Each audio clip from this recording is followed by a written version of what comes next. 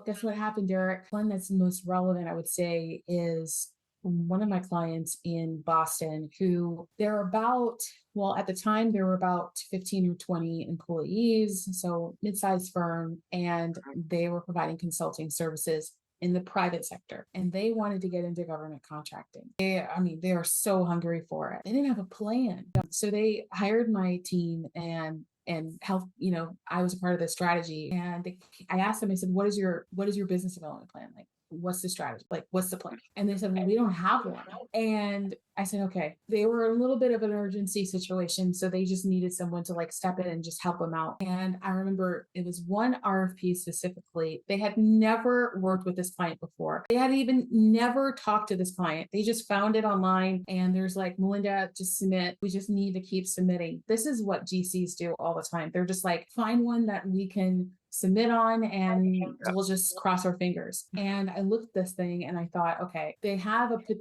an opportunity to win this, but it has to be real strategic. So I went to work, my team and I went to work, and we cranked out this amazing proposal. They submitted with this idea that all I want to do is have a sit down conversation with the agency. That's what their goal was, not to win. They were just looking to get their foot in the door. A very expensive foot, but a foot in the door. Well, guess what happened, Derek? They won that $16 million contract. And they said to me, what did you do? And I said, all of the things we were supposed to do before. It's the plan. If we work the plan works. And we identified, I just highlighted all the things in that proposal, what we knew that they could do, but they weren't looking the way that they needed to win. So that company in 18 months, less than 18 months, they were able to build a backlog of business worth